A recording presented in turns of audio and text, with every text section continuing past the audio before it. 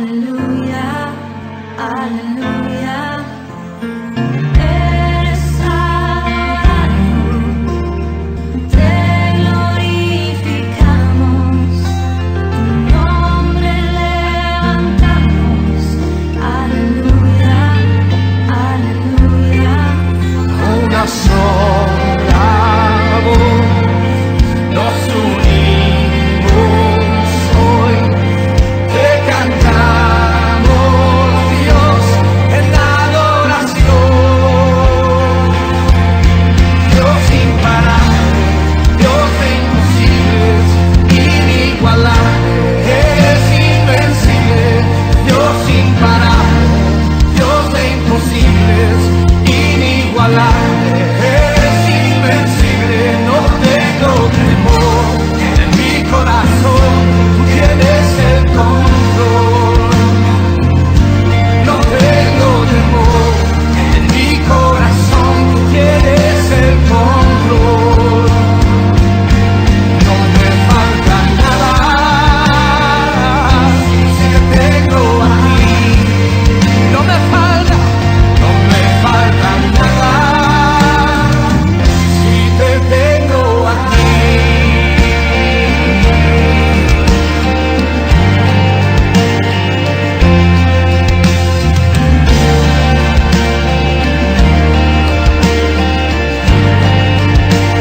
Juntos. Eres alabado, eres exaltado, tu nombre levantamos. Aleluya, aleluya. Una sola voz nos unimos hoy, te cantamos, Dios, en adoración.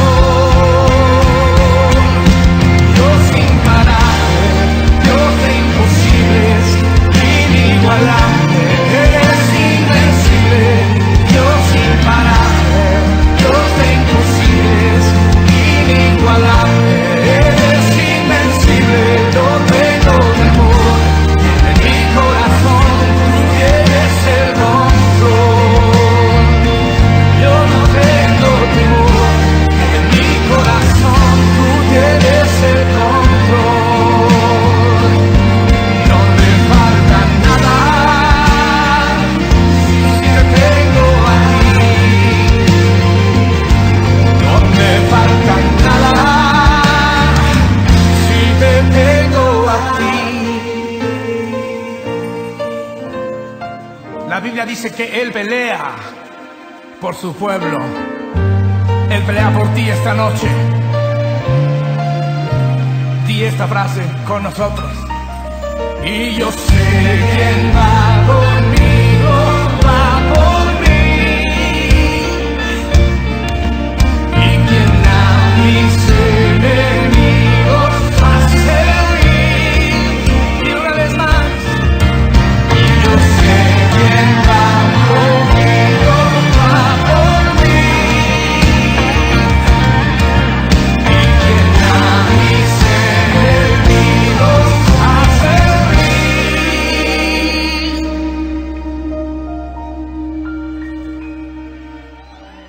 Dios imparable, Dios de imposibles, inigualable, eres invencible. Dios imparable, Dios de imposibles, inigualable, eres invencible. No tengo temor, en mi corazón tú tienes el control. No tengo temor, en mi corazón tú tienes el control. No me falta nada, si te tengo a ti. No me falta nada, si te tengo a ti.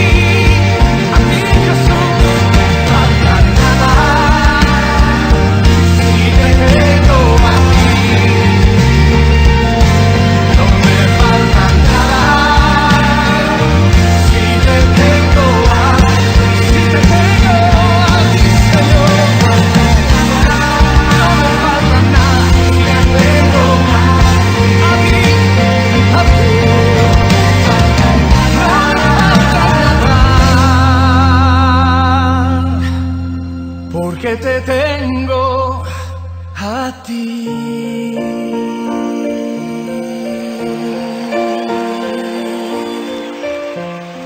Que se oiga esta alabanza en todo el mundo.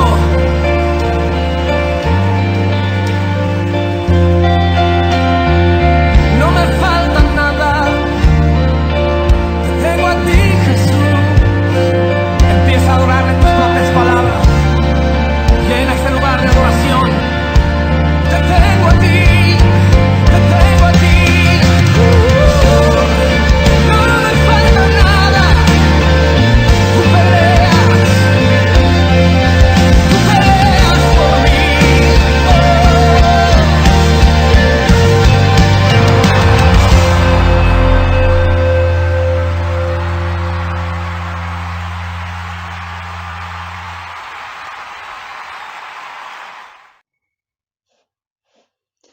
Hola, ¿qué tal? ¿Cómo estás? Sea bienvenido a la reunión a distancia, las últimas reuniones a distancia de la Iglesia Bautista Dios es Amor de Tláhuac. Digo, paradójicamente decimos que son las últimas porque próximamente con la ayuda del Señor estaremos ya de forma presencial. Ya tuvimos un cáliz, ya tuvimos un acercamiento hace algunas semanas que no nos funcionó del todo, pero esto solo habla de que cuando nosotros queremos hacer las cosas a nuestra manera y con nuestros recursos, pues las cosas no funcionan.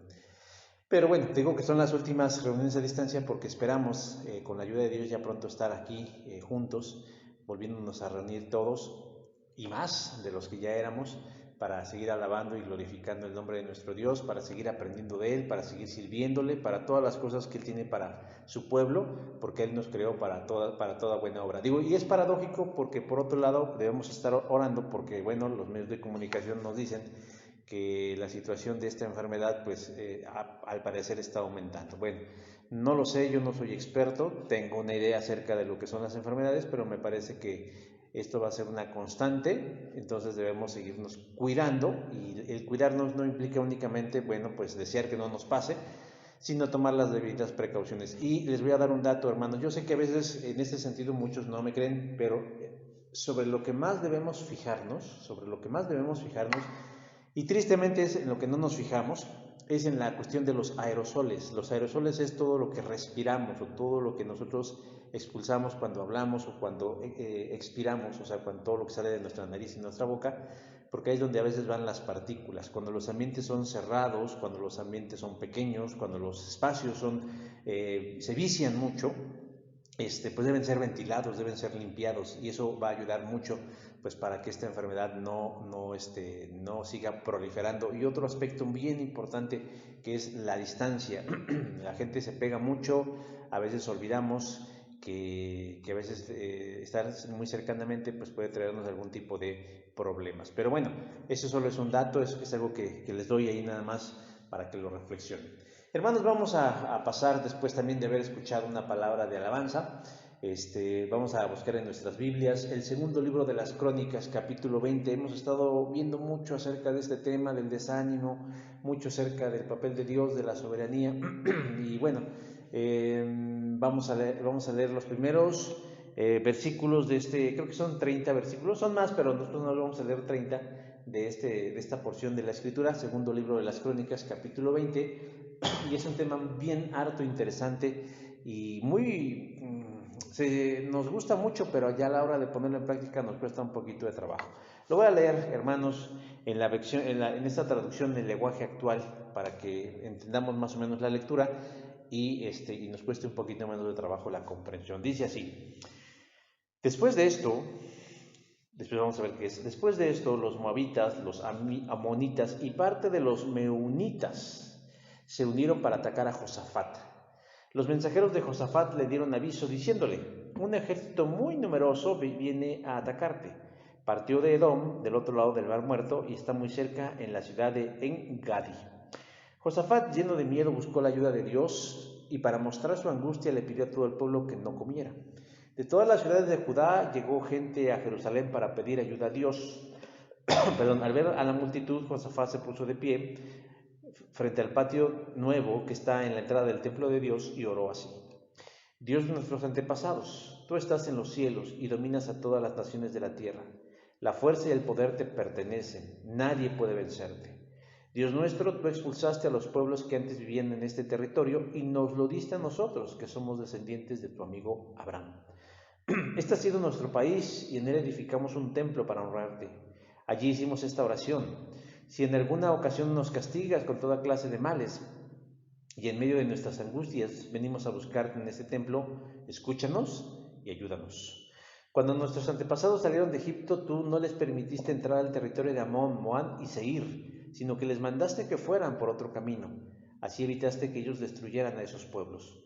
Pero ahora los ejércitos de esa gente nos están atacando y nos quieren echar del territorio que tú nos diste. Dios nuestro, castígalos. Nosotros no podemos hacerles frente a un ejército tan grande, ni siquiera sabemos qué hacer. Por eso nos dirigimos a ti en busca de ayuda. Todo el pueblo de Judá, hombres, mujeres, niños, estaban de pie en el templo de Dios. Allí también se encontraba uno de los ayudantes de los sacerdotes llamado Jaasiel, hijo de Zacarías. Y estos son los antepasados de Jaasiel: Asaf, Matanías, Jehiel, Benaías y Zacarías. Y de pronto el Espíritu de Dios les dio este mensaje a Jaasiel, quien dijo: Rey Josafat y todos los que viven en Judá y en Jerusalén, escuchen bien esto. Dios dice que Él peleará contra ese ejército tan numeroso, así que no se alarmen ni tengan miedo. El día de mañana ellos subirán por la cuesta de Cis. Ustedes salgan a encontrarlo donde termina el río que está frente al desierto de Jeruel. Pero no los ataquen, más bien quédense quietos y sean testigos de cómo Dios peleará contra ellos. Entonces Josafat se puso de rodillas hasta tocar el suelo con la frente, y todos los que estaban con él también se arrodillaron ante Dios y lo adoraron. Mientras tanto, los descendientes de Kehat y de Coré, de la tribu de Leví, se pusieron de pie y alzaron su voz y empezaron a cantar alabanzas a Dios. Al día siguiente se levantaron muy temprano y se prepararon para ir al desierto de Tecoa. Cuando iban saliendo de Jerusalén, Josafat se puso de pie y les dijo: Escúchenme con atención todos los que viven en Jerusalén y en Judá. Confíen en nuestro Dios y en sus profetas. Si lo hacen, todo saldrá bien y nada nos sucederá. Luego Josafat se puso de acuerdo con el pueblo y eligió a varios cantores para que marcharan al frente del ejército y fueran cantando y alabando a Dios con el himno que dice: Den gracias a Dios porque Él nunca deja de amarnos. Los cantores marcharon y vestidos con sus trajes especiales, y cuando empezaron a cantar a Dios, confundió a los enemigos de Judá. Fue tal la confusión que los amonitas y los moabitas atacaron a los de Seir hasta que acabaron con todos. Luego los amonitas y los moabitas se pelearon entre ellos y acabaron matándose unos a otros, y así fue como cayeron derrotados. Cuando el ejército de Judá llegó hasta el punto desde el cual se ve el desierto, solo vieron un montón de cadáveres regados por todos lados. No quedó nadie con vida. Entonces Josafat y su ejército fueron a apoderarse de las pertenencias de sus enemigos y encontraron gran cantidad de alimentos, ropas y utensilios valiosos. Era tanto lo que había que pasaron 3 días recogiéndolo todo y ni aún así pudieron llevárselo. Al cuarto día se reunieron en el valle para bendecir a Dios, y por eso hasta el día de hoy se escribió esta historia, y a este lugar se le conoce como Valle de la Bendición. Y como Dios les había dado una gran alegría por la derrota de sus enemigos, todos los hombres de Judá y de Jerusalén regresaron muy felices bajo el mando de Josafat, y al llegar se dirigieron al templo de Dios tocando arpas, instrumentos de cuerda y trompetas. Cuando los demás pueblos de la región se enteraron de que Dios mismo había peleado contra los enemigos de Israel, tuvieron mucho miedo y ya no se atrevieron a pelear contra Israel. Y desde entonces el reino de Josafat gozó de mucha tranquilidad. Perdón, pero era un mosco que me estaba aquí molestando.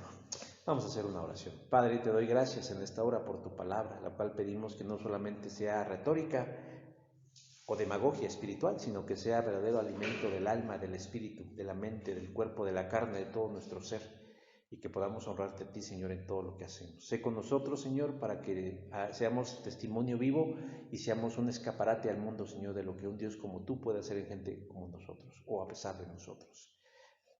Lleva tu palabra, Señor, y que cumpla el propósito para el cual tú la has traído en esta hora y por siempre. Por Cristo Jesús. Amén. Bueno, mis hermanos, vamos a empezar la exposición de la palabra del Señor. Yo quiero compartirles brevemente 6 historias que nos muestran que existe gente buena en el mundo. Es rápido, no creo que son muy tardadas. La primera de esas historias es una persona que se llama Ritje Quarles, quien trabaja en un restaurante y no dudó en ayudar a una mujer con discapacidad que no podía comer. Un testigo vio lo ocurrido y creyó que era oportuno grabar el momento y compartirlo en las redes sociales. La segunda historia tiene lugar con una mujer llamada Clarence Blackmon, de 81 años de edad, quien hizo una llamada al 911 para pedir ayuda, pues el cáncer que padece y estar 6 meses en el hospital la llevó a no tener absolutamente nada que comer, y en menos de 24 horas su alacena y su refrigerador estaban llenos gracias a la generosidad de muchas personas que le echaron la mano. La tercera historia es un exsargento de la SS del ejército nazi con 93 años de edad, quien estaba siendo juzgado por sus crímenes de guerra, cuando una de sus víctimas, Eva Moses, con quien había realizado experimentos en alguno de los campos de concentración, se levantó y lo fue a abrazar para manifestarle así su perdón. La cuarta historia es un hombre que se estacionó y se descuidó, dejando encendidas las luces de su automóvil, y cuando regresó encontró a un lado un cargador de batería y una nota en la que se leía las instrucciones para utilizarlo, pues luego de dejar tantas horas prendidas las luces, su auto no funcionaba. Quinto, la historia de Brandy, una camarera que platica con uno de sus clientes y le comparte que extraña mucho a su hijo, quien vive fuera de la ciudad, y que desea verlo, pero no tiene dinero para el pasaje. Al irse, el cliente le deja una propina de $200 para que pueda comprar un pasaje e ir a visitar a su hijo. Y por último, la historia de Christian Truesdale, un jovencito que trabajaba en un supermercado de Manchester. Un día pidió permiso a su jefe para poder acompañar a un cliente a su casa, pues además de cargarle las compras, tenía 96 años y su jefe le dio permiso porque piensa que siempre hay que hacer lo correcto, y esto de ayudar a alguien con esa edad y esa necesidad siempre lo es. Estas son breves, muy breves historias de que hay gente buena en el mundo, de que todavía, pese a las malas noticias, déjeme decir que los medios de comunicación en su gran mayoría y en la gran mayoría de su contenido lo que buscan o lo que más enfatizan son las malas noticias. Generalmente nos hablan de la corrupción, de la violencia, de la enfermedad, del dolor, de la tragedia, porque de alguna manera eso vende, eso llama la atención. No sé si por el morbo, por la curiosidad, no lo sé. Pero lo cierto es de que eso es muy exitoso. Casi nadie llena las planas de un periódico, de un portal, o no es su nota principal este tipo de noticias, y se convierten tristemente en rarezas, algo que no es común, algo que no es frecuente, o si lo es, casi nadie habla de eso.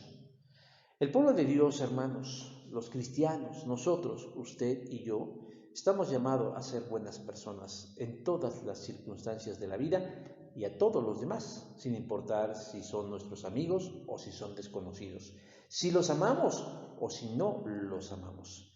Pero tenemos que reconocer que no siempre es así. A veces, como cristianos nos agarran en nuestros 5 minutos y a veces damos la peor cara del cristianismo. Pero déjeme decir algo, casi de manera generalizada, la gente tiene una idea de un cristiano y se espera de ellos que sean personas nobles y buenas. ¿Por qué?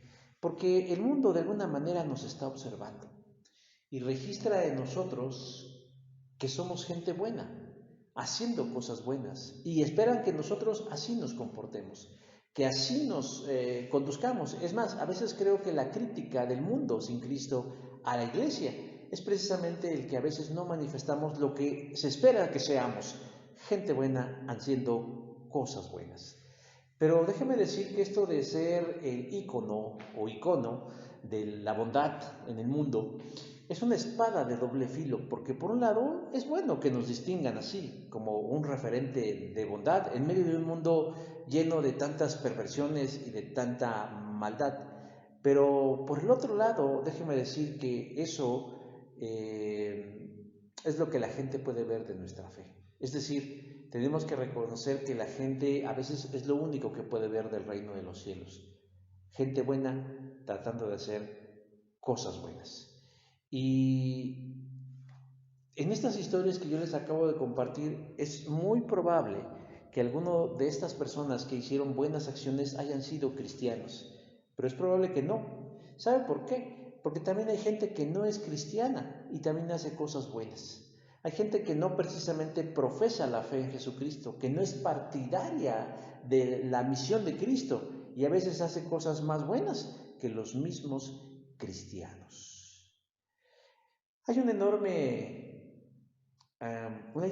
controversia en el cristianismo, porque por un lado hay quienes dicen que las buenas obras abonan para nuestra salvación. Hay quienes dicen que si nosotros no hacemos buenas obras no seremos salvos o no somos hijos de Dios. Pero por otro lado hay quienes dicen que no, que las buenas obras no son una contribución a nuestra salvación, sino más bien son el resultado de estar en Cristo y de nuestra salvación. La iglesia cristiana, la mal llamada protestante, nos inclinamos más hacia esta segunda postura, porque creemos que somos salvos por gracia y no por hacer el bien. Pero una vez que hemos encontrado y disfrutado la gracia del Señor, nos dice el Nuevo Testamento, entonces cumplimos la voluntad de Dios que Él estableció desde el principio de los siglos, cuando dice que fuimos creados para hacer buenas obras. Efesios capítulo 2, verso 10. Pero no es suficiente, no es necesario, no es que no sea necesario, más bien no es suficiente, hace falta algo más. El mundo necesita algo más que gente buena haciendo lo correcto. La gente del mundo necesita ver a Dios obrando a través de su iglesia en lo bueno que está haciendo. Observar a un Dios poderoso, a un Dios imparable, a un Dios incomparable, a un Dios increíble, manifestarse a través de sus hijos, como usted o como yo, humanos, falibles, débiles, con la finalidad de poder convencerse de que estamos en el camino correcto y de que es Dios el que hace la diferencia y no nuestras buenas obras. Josafat es rey de Judá. Asciende al trono a la edad de 35 años. Es hijo de un rey muy amado en Jerusalén, Asa. Josafat es considerado dentro de la lista de los reyes buenos como uno de ellos. Pero, ¿alguien sabe en qué radicaba la bondad de Josafat? La Biblia nos dice que básicamente en 3 aspectos. En primer lugar, porque siempre consideraba a Dios en su vida. Segundo libro de las Crónicas, capítulo 19, verso 3 dice, se han hallado en ti cosas buenas, porque has dispuesto tu corazón para buscar a Dios. La segunda cosa en la que se basa la bondad de Josafat es que alienta a su pueblo a hacer lo mismo. Versículo 4 de ese mismo capítulo 19 del segundo libro de las Crónicas dice, y salía el pueblo y los conducía a Jehová, el Dios de sus padres. O sea, él no solamente tenía una fe personal, sino quería que la fe de su pueblo fuera la misma hacia el Dios de Israel, y no como una imposición gubernamental, sino como la mejor decisión que podían tomar. Y por último, nombró jueces que guiaran al pueblo. Versículo número 5 del capítulo 19 del segundo libro de las Crónicas dice, y puso jueces sobre todas las ciudades fortificadas de Judá. Pero con todo y eso, Josafat era una persona común y el pueblo necesitaba algo más que un rey bueno, necesitaba un rey que dependiera de un Dios. Pero ¿dónde estaba ese Dios? ¿Cómo se manifestaba ese Dios? ¿En qué lugar, en qué circunstancias, en qué momento se podía mirar a ese Dios obrando cosas portentosas a favor de su pueblo? Porque existe un abismo de diferencia entre las buenas acciones y las poderosas acciones de Dios. Las buenas acciones nuestras, las de los humanos, las de los cristianos, logran respuestas, inspiran a los demás, crean un precedente en los demás. Pero las poderosas acciones de Dios generan salvación, vida eterna y abundante alrededor de nosotros. Por eso yo quiero que hoy en este día, mis hermanos, le hagamos 3 preguntas a el pasaje que hoy acabamos de leer y que permitamos que el pasaje nos la responda para que podamos descubrir no solo la diferencia entre las buenas acciones nuestras, sino sobre todo, hermano, el poder identificar y esperar y permitir que las portentosas obras de nuestro Dios se manifiesten a un mundo que está necesitado, que está hambriento, que está deseoso de mirar algo de dimensiones sobrenaturales. A veces creo que hemos racionalizado tanto la fe que a veces ya no esperamos milagros.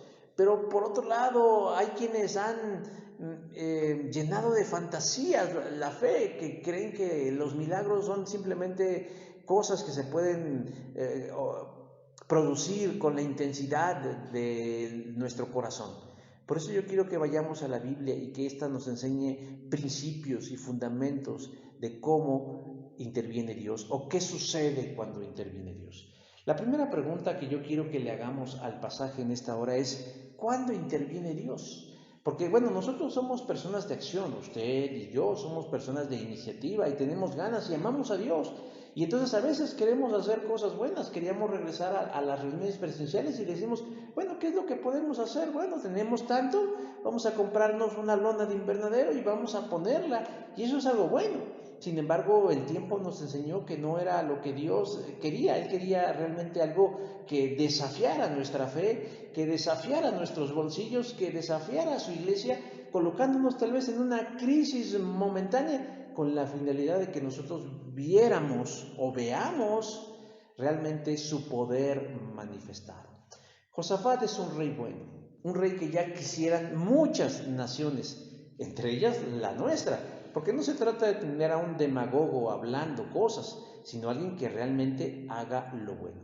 Pero vuelvo a preguntar, ¿en qué radicaba la bondad de Josafat?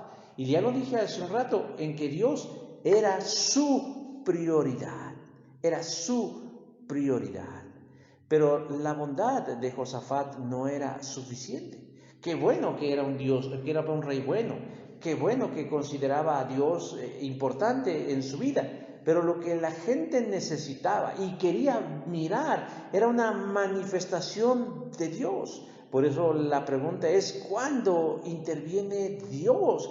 Pues podríamos decir cuando se lo permitimos, no porque nosotros tengamos la capacidad de detener a Dios, sino más bien que a veces nuestra falta de fe es algo que no le agrada. Y recuerden lo que dice Hebreos cuando define a la fe, que aquel que le busca debe agradarle para que Él se manifieste.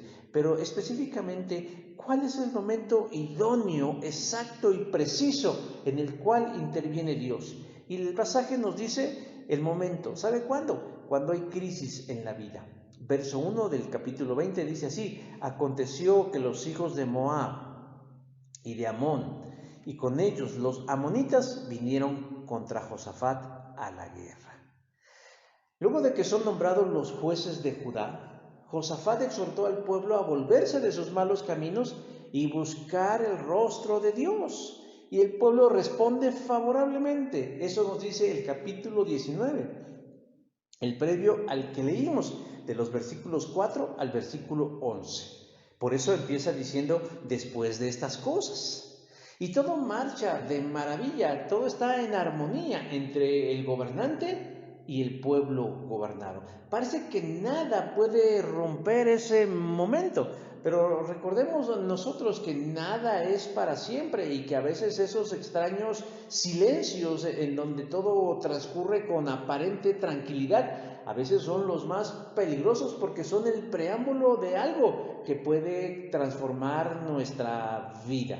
Recordemos que nosotros hace algunos días hablábamos acerca del acomodo, de cómo nos gusta a nosotros colocarnos de pronto en lo que se conoce como el statu quo o la famosa zona de confort, y ya vimos cuáles son los orígenes y cuáles son las consecuencias y cómo debemos batallar en contra de ello.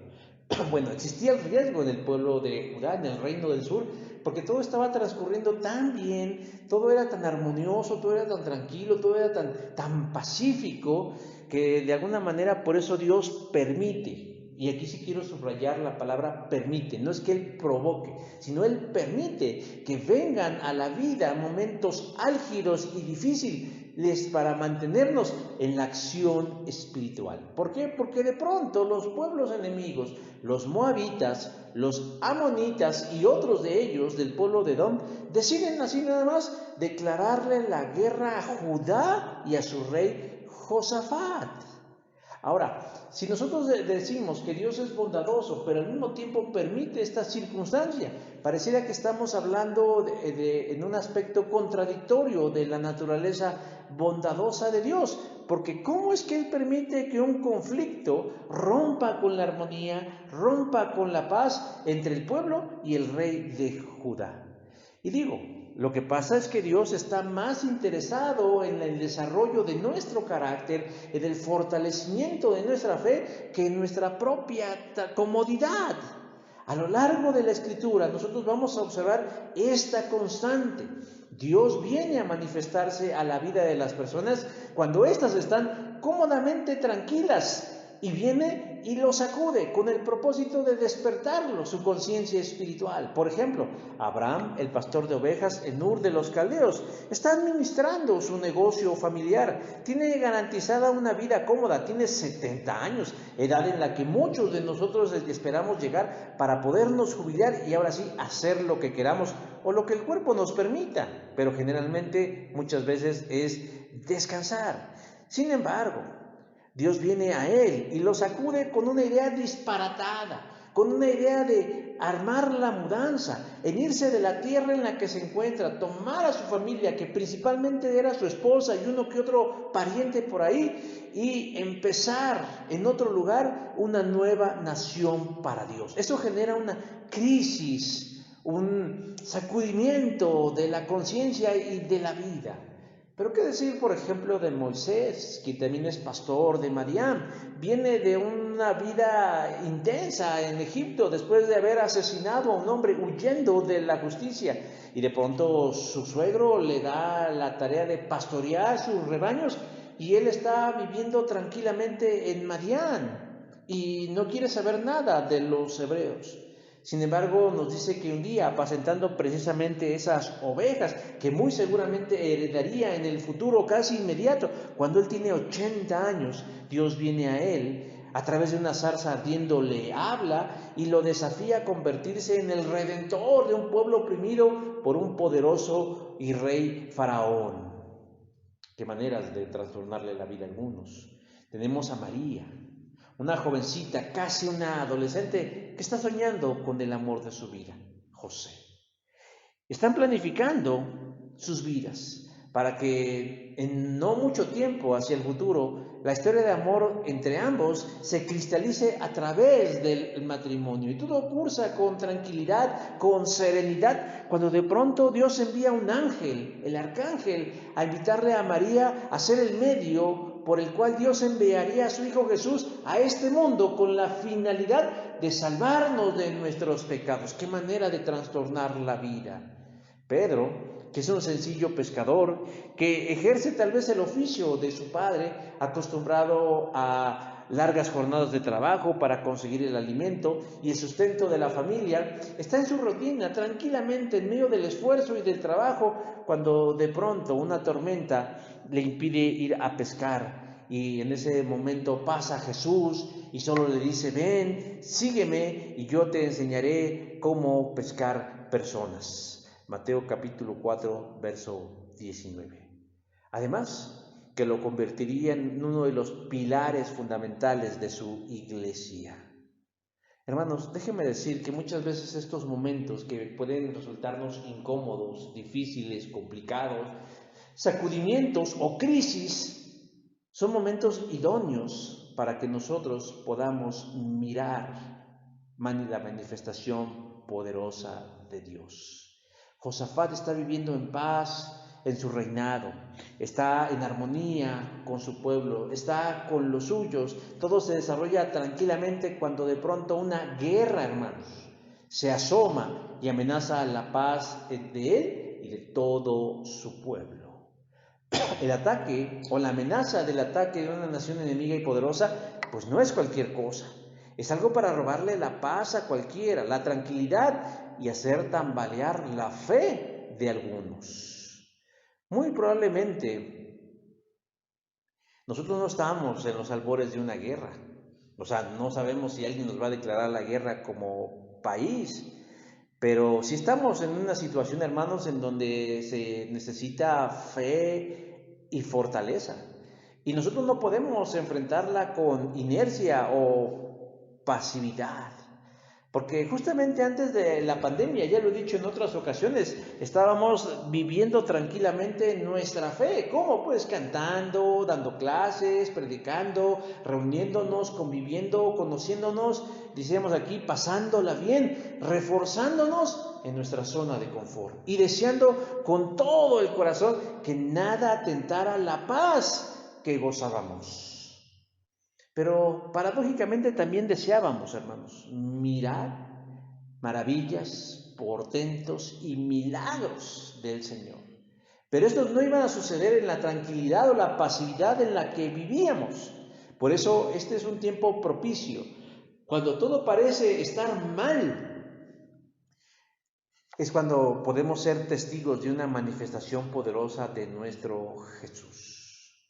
Pero también Dios se manifiesta en otros momentos, hermanos, no solamente cuando hay crisis en la vida, sino también cuando admitimos nuestra incapacidad. El verso número 3 dice, Él tuvo temor y Josafat se humilló su rostro para consultar a Jehová.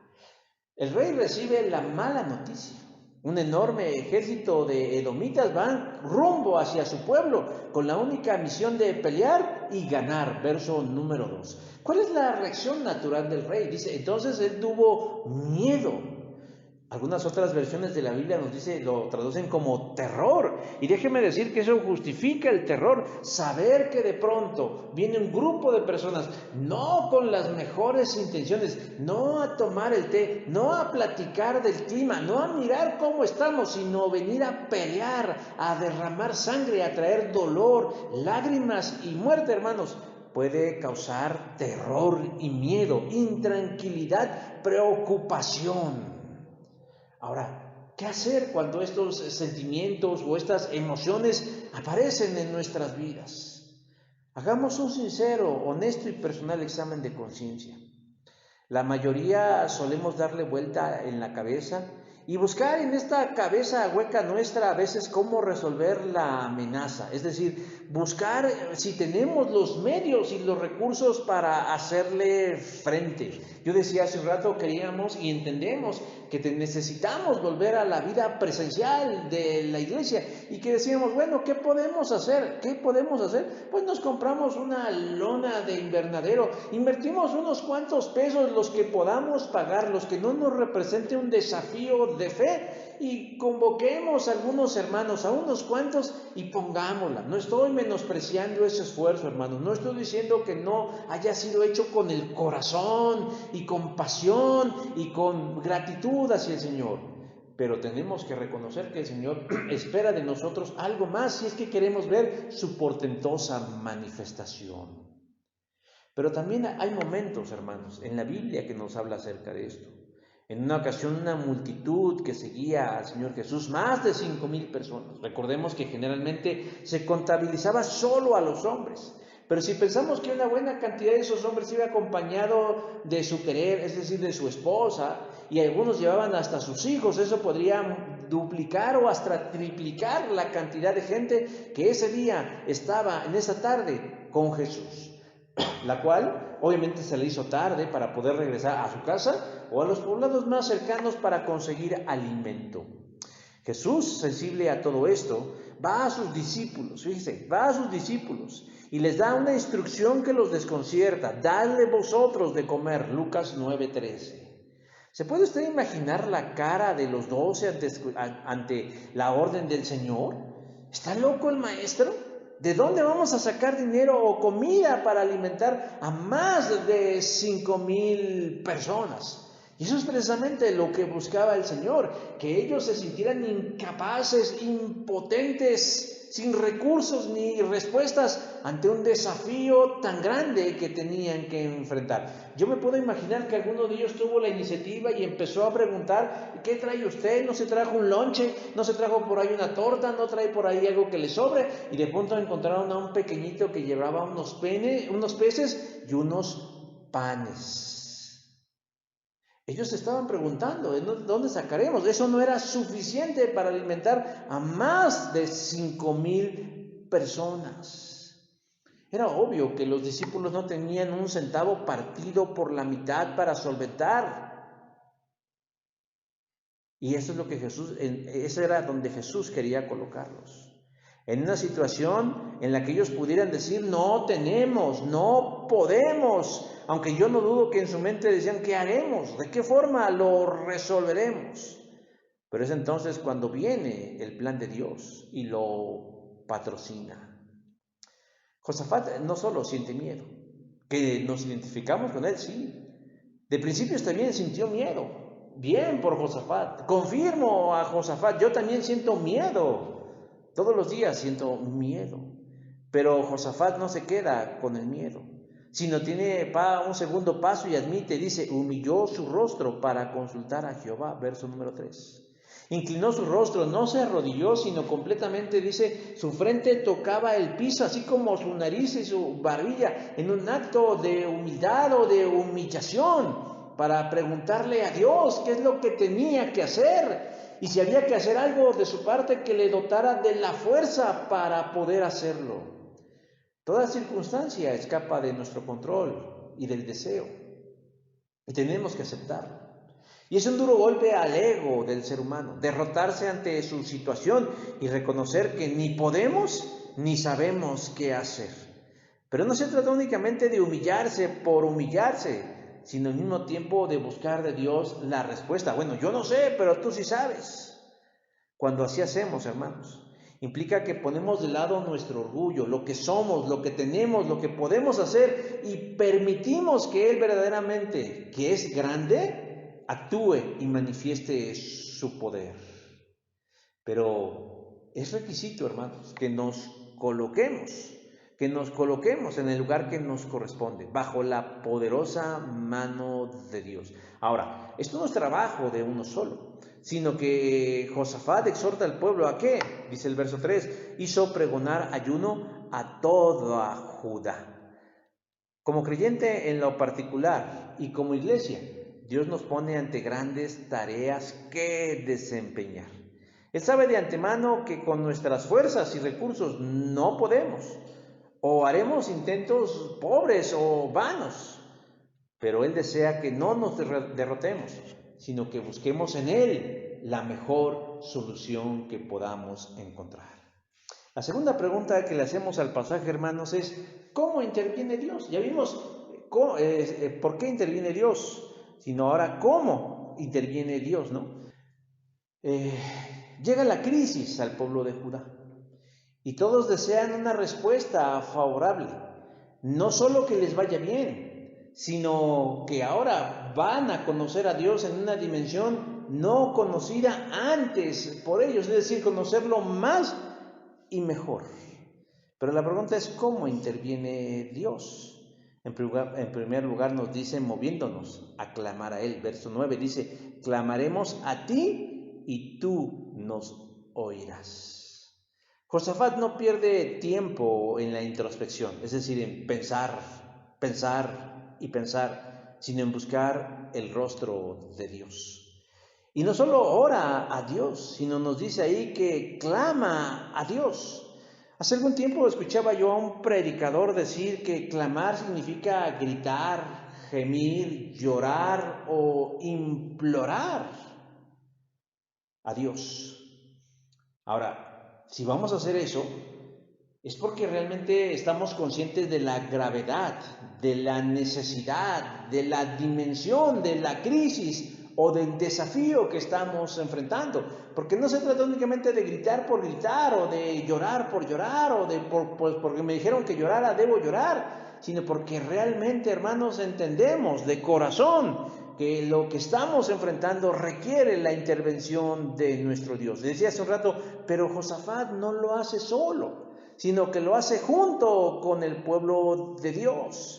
Ahora, hace tiempo escuchaba yo a un teólogo y filósofo cristiano, hermano en la fe, que decía algo muy controversial, y espero que esto al mismo tiempo sea controversial para usted y lo mueva a la reflexión. Y él decía que hay una gran diferencia entre una iglesia mayoritaria de la ICR, Iglesia Católica Romana, y una iglesia evangélica. Y ellos dirán, claro, es evidente las diferencias, pero él hablaba un poquito acerca de la visión que se tiene de la comunidad en una y en otra. Y decía, generalmente en una iglesia de estas características, una iglesia católica, es una iglesia que tiene un concepto muy claro de la comunidad, de la integración, de la pertenencia, de hacer las cosas juntos, porque muchas veces la gente asiste a sus reuniones y se integra y pertenece más allá de las diferencias que puedan tener. En la iglesia protestante o reformada o evangélica, o póngale el título que usted quiera, se enfatiza mucho el individualismo, mi relación mía y con Dios. Y que no te importe a ti quién vaya a la iglesia, sino si tú vas a verlo a Él. Y muchas veces este tipo de mensajes que pueden ir con la mejor de las intenciones, lo único que han logrado en la iglesia evangélica es un enorme individualismo, donde no nos interesa, aunque fingimos que sí, la vida de los demás, la necesidad de los demás, los problemas de los demás o el hacernos acompañar de los demás. Hace algunos años murió el papá de la esposa de un pastor, amigo nuestro. Y recuerdo mucho cómo en sus redes sociales el esposo, el pastor, decía: hermanos, el cuerpo de mi suegro será velado en tal lado. Apúrense, vengan pronto porque los necesitamos. Ese anuncio me llamó poderosamente la atención porque dije, él está declarando y está aceptando que necesita a sus hermanos, que necesita a su iglesia, que necesita a su comunidad de fe inmediata para hacerles compañía, para animarles en el Señor en momentos tan difíciles y complicados. Pero qué triste es que en estos tiempos, más allá o además de la distancia que tenemos que guardar, hay personas que han tenido que atravesar estas duras pruebas completamente solos. Y no ha habido quien les consuele, o quien les aliente, o quien les ayude, o quien les eche un lazo siquiera de saber que estamos del otro lado, interesados por su bienestar. Josafat entiende esto, y por eso exhorta al pueblo a que junto con él clamen al Señor.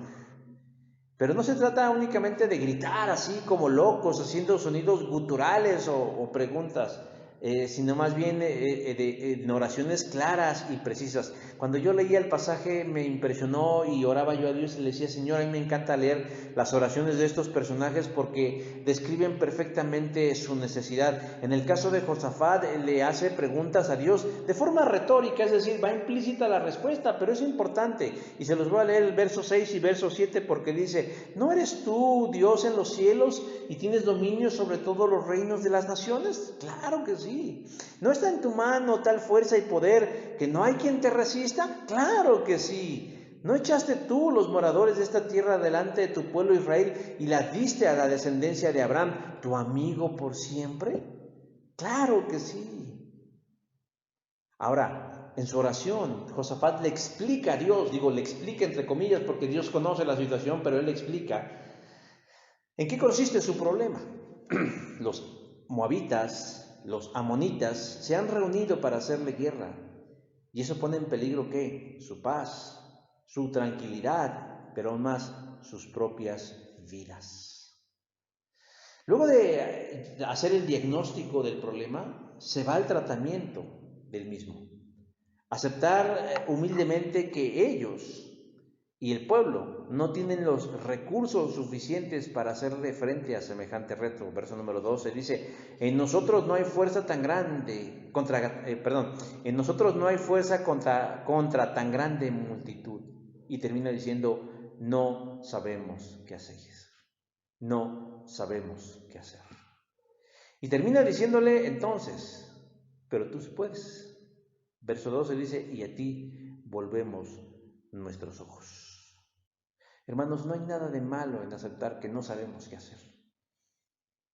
Yo la mayoría de las veces no sé qué hacer, no sé qué decir, no sé cómo llevar a cabo ciertas cosas. Y cuesta trabajo porque a veces a uno lo van idealizando como padre los hijos, como esposos las esposas. A veces los padres dicen: es que mi hijo es muy listo. A veces la gente dice: no, es que él sabe mucho, sobre todo a los pastores. Pero créanlo, no es vergüenza decir: no lo sé, no tengo idea. Y no es un asunto de ignorancia, es un asunto de dependencia. Y yo algo que he aprendido a lo largo de este tiempo es que yo no sé. Yo lo único que sé, como diría Diógenes, es que Dios sí sabe qué hacer. Y si en algún momento tenemos un chispazo de lucidez y de inteligencia y de capacidad y de carácter, créanlo que el mérito es de Dios, como diría Pablo. No es que nos consideremos competentes en nosotros mismos. Nuestra capacidad viene de Dios. Segunda carta a los Corintios 3, versículo 4. Los auténticos hombres y mujeres de fe no son aquellos que tienen todas las respuestas o que andan por la vida diciendo pregúntenme que yo lo sé, sino son aquellos que dependen cada día del Señor, de su orientación sabia. El clamor de Josafat no son sonidos guturales, ni gemidos, ni lamentos, sino presentarse delante de Dios de manera vehemente, con pasión, hasta con cierta desesperación, para decirle a Dios lo que tenemos en el corazón: miedo, ansiedad, temor, preocupación, incertidumbre, con el propósito de que Él nos dirija y que Él nos respalde. En segundo lugar, hermanos, ¿cómo actúa Dios? Bueno, pues cuando le obedecemos también, porque créanlo que Dios no solamente lo hace porque chillemos, sino también cuando obedecemos. Verso número 16 dice: mañana descenderéis contra ellos. En eso están, cuando de pronto dice que el Espíritu de Dios vino sobre un levita llamado Jaasiel, descendiente de Asaf, verso 12.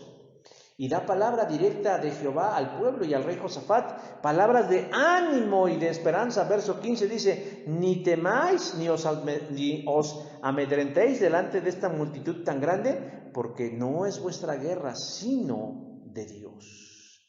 Qué portentosa declaración, hermanos. Hace unos instantes el pueblo y Josafat se colocaban en una posición de dependencia y Dios les responde, respaldándoles, declarando cuál es su postura ante la situación que están por vivir. Y no solo por ellos, sino para que Él se glorifique. En otras palabras, para que los demás, propios y extraños, sean testigos de un Dios real y poderoso. Y no de un pueblo que está a punto de convertirse en víctima de sus adversarios. Ahora, Dios no da lo que se conoce comúnmente como terapia de perro, es decir, para que te quedes tranquilo, sino que realmente Él busca desarrollar nuestro carácter. ¿Qué les dice? Preséntense en el campo de batalla. Imagínense, Dios nos dice: tranquilo, pero preséntate en el campo de batalla ante tus enemigos. Y uno se queda así: ¿y para qué voy a ir? Pues no que la guerra es tuya, no que tú vas a pelear por mí.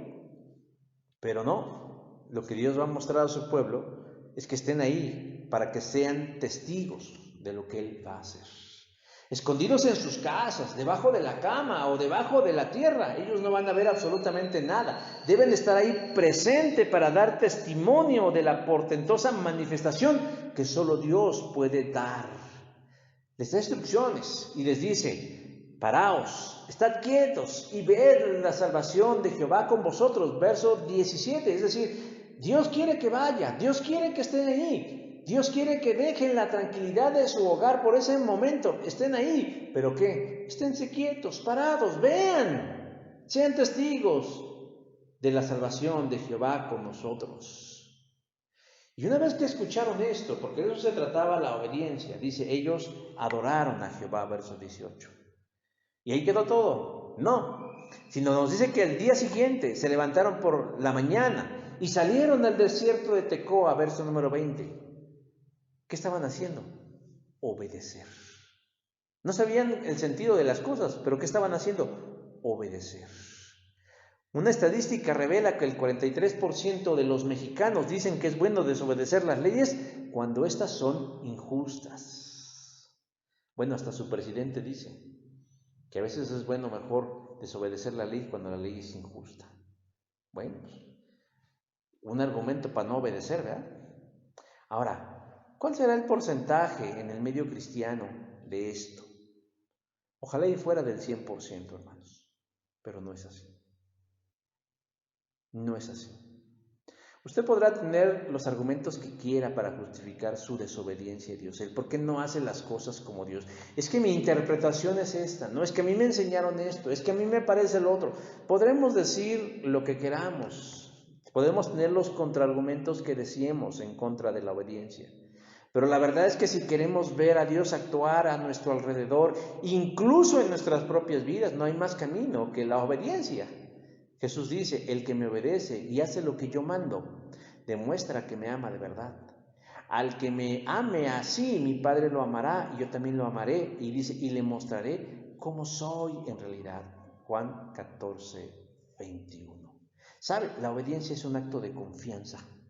Si yo confío en el Señor, lo voy a obedecer. Y por último, ¿qué pasa cuando Dios interviene? Ya están dadas las condiciones para observar a Dios en acción. Pero, ¿qué sucede? ¿Cómo nos vamos a dar cuenta que Dios va a manifestarse? Bueno, primero, Dios se hace evidente. Verso 22 dice, Jehová puso las emboscadas de ellos mismos que venían contra Judá y se mataron los unos a los otros. El pueblo se levantó muy tempranito. Encaminó sus pasos, todos juntos, no solo el rey, sino todos juntos al desierto de Tecoa. Josafat va al frente. Hace un alto para animar la confianza del pueblo diciendo, creed en Jehová vuestro Dios y estaréis seguros, creed a sus profetas y seréis prosperados. Verso número 20. En eso la procesión, que no va de cara larga diciendo, ay, ¿por qué nos levantaron tan temprano? Ay, si pudiéramos haber dormido un poquito más. Ay, yo no sé por qué el Señor hizo que viniéramos a este lugar. Bien podríamos haber estado a la distancia. No, ellos van confiados, gozosos. Y Josafat organiza un contingente de alabanza, nombrando cantores que van delante de todos, entonando cantos de alabanza que resaltan el nombre de nuestro Dios, verso 21. Qué curioso, ¿eh? Que lo que va al frente de un ejército no sean soldados, con flechas, con arcos, no sé, con lanzas, sino personas, entonando cantos de alabanza. Pero además son cantos, hermanos, que por anticipado ya están agradeciendo lo que Dios va a hacer. Es decir, ellos no saben qué va a suceder. Ellos no saben cómo va a suceder. Pero de antemano ya van dando gracias, diciendo, den gracias al Señor. Su fiel amor perdura para siempre. Verso 21. El pueblo de Dios y Josafat va haciendo su parte. Esa es la parte que a ellos les correspondía. Es importante. Pero mientras eso está pasando, sucede algo inexplicable. Los ejércitos de los amonitas y de los moabitas y los de Seir, aliados para destruir a Judá, de pronto, confundidos por lo que están escuchando y por lo que están viendo, ¿qué sucede? Terminan peleando entre ellos, al punto de matarse todos y no quedar nadie con vida. Verso 21 y verso 22. ¿Cómo fue esto posible? No hay una explicación humana, pero sí hay una explicación divina.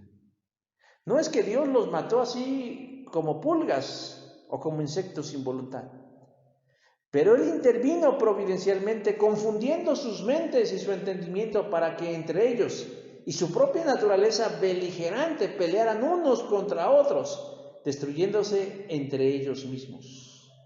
Cuando el pueblo de Judá con Josafat llegaron al punto de encuentro, se llevaron la sorpresa de su vida porque lo único que vieron fueron pilas de cadáveres, los de sus enemigos, porque nadie escapó a su propia muerte. Verso 24. Y claro, como era costumbre en esos tiempos, Josafat y el pueblo recogieron el botín, joyas, prendas finas, etc. Y era tanto lo que había que dice que estuvieron 3 días en friega, como la fibra Scotch Brite, sin conseguirlo. Y al final llamaron a ese lugar Beraka, que significa lugar de la bendición. ¿Por qué se llamó lugar de la bendición sobre la muerte de otros? No por eso, hermanos, sino porque vieron a Dios actuar en su defensa, sin ninguna intervención de ellos. Y en segundo lugar, porque vieron la provisión de su Dios, con joyas y enseres valiosos que colectaron. Y una vez terminado esto, las emociones estaban al 1000, estaban súper emocionados. Y entonces el pueblo vio algo que solo Dios puede hacer. Vencer a sus enemigos y ellos no tener un solo rasguño. Verso 27, gozosos, porque Jehová los había librado de sus enemigos. Hay cosas que solo Dios puede hacer. Pero como creyentes andamos por la vida tratando de hacer lo que únicamente Jesús puede. ¿Cómo qué? Queremos alimentar al mundo con nuestras fuerzas. Queremos convertir y conducir al arrepentimiento a los corazones. Queremos proveer lo suficiente para el financiamiento de la obra. Queremos abrir puertas de oportunidad. Queremos mover las voluntades. Queremos obligar. Hermanos, y cuando lo hacemos, lo que el mundo ve o lo que nosotros vemos o lo que nuestros hijos y los pequeños ven, esa gente buena tratando de hacer el bien. Pero lo que la gente necesita es mirar a Dios obrando. La gente fuera del pueblo, en el tiempo de Josafat también lo vio actuando, dice verso 29. Y el favor de Dios cayó sobre todos los reinos de aquella tierra, cuando oyeron que Jehová había peleado contra los enemigos de Israel. Josafat regresó triunfante a Jerusalén, obviamente dándole a Dios el reconocimiento por el triunfo. Todos los ven y todos lo oyen. Todavía no existían las mal llamadas redes sociales, pero todos los ajenos a Judea, otras naciones, estaban enteradas de lo sucedido, de lo sobresaliente, pero estaban enteradas de lo más importante, que había sido Dios el que los había liberado. ¿Qué reacción hubo? El temor de Dios cayó sobre ellos. ¿Qué significa?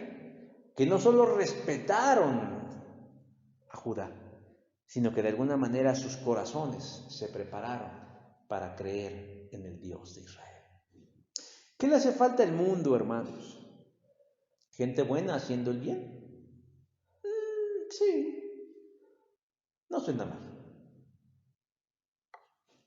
Pero yo pienso, hermanos, que lo que el mundo necesita hoy es que a través de su iglesia, a través de gente buena, capaz, esforzada, sacrificada y leal, obre Dios. Obre Dios. Que la gente pueda ver cosas que no se puede explicar. Dice, ¿cómo Dios hizo esas cosas a través de ellos? La gente quiere ver a Dios obrando a través de su pueblo. ¿Qué tenemos que hacer, hermanos? Seguir el ejemplo de Josafat y su pueblo. Dejar de pecar. Dejar de ser pecadores, hermanos. De buscar el rostro de Dios. De clamar a Él con convicción. De pedirle dirección.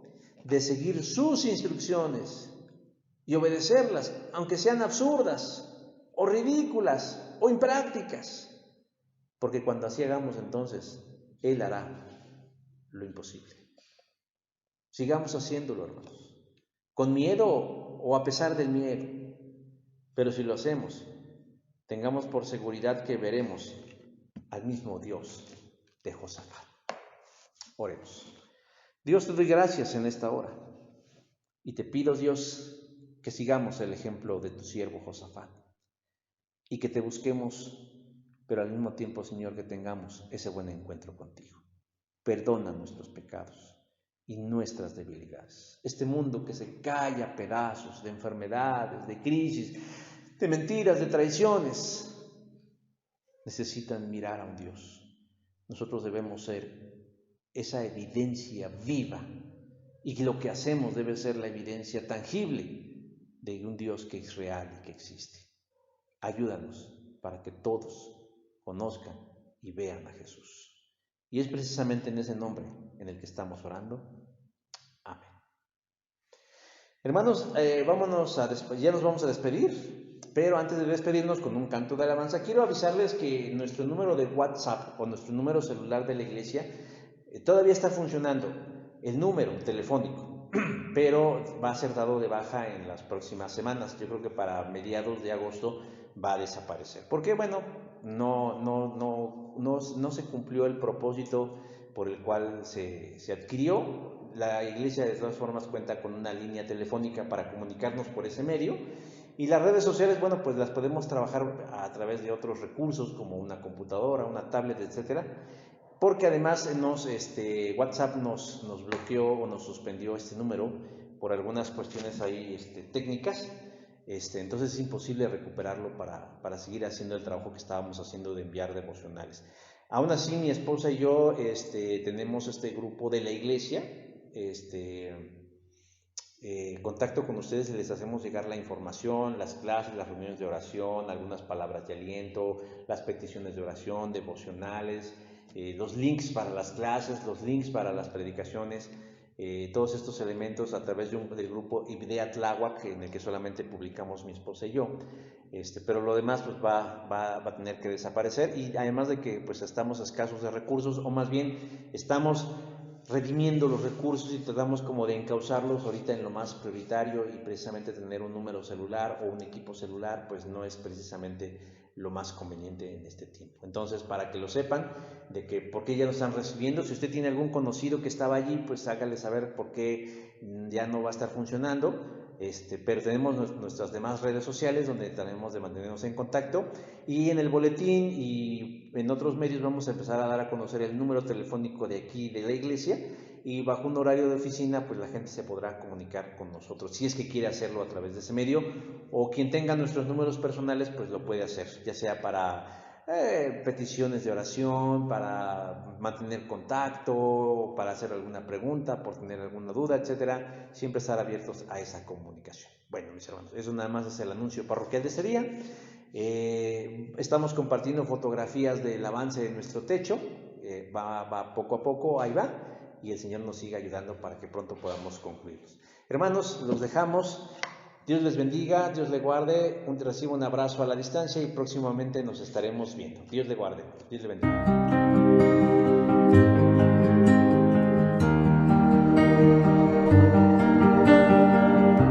Puedes crear un río en el desierto,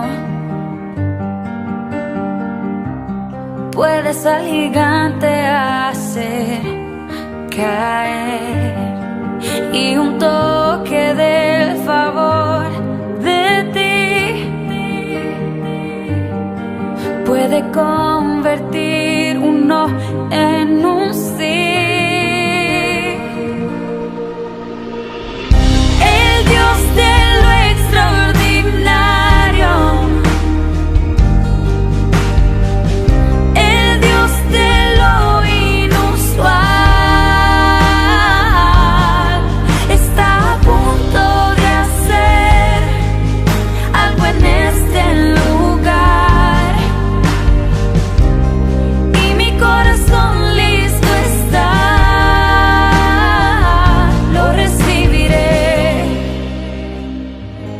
recibiré. Puedes llamar lo que no existe, tu poder lo hace realidad, y tu plan es mejor, tu presencia se lleva el dolor, contigo todo es mejor. El Dios de lo extraordinario, el Dios de lo inusual, está a punto de hacer algo en este lugar, y mi corazón listo está, lo recibiré,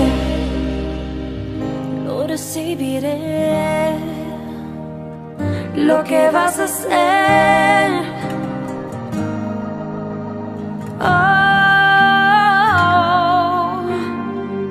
te doy mi alma y corazón, te doy, lo entrego.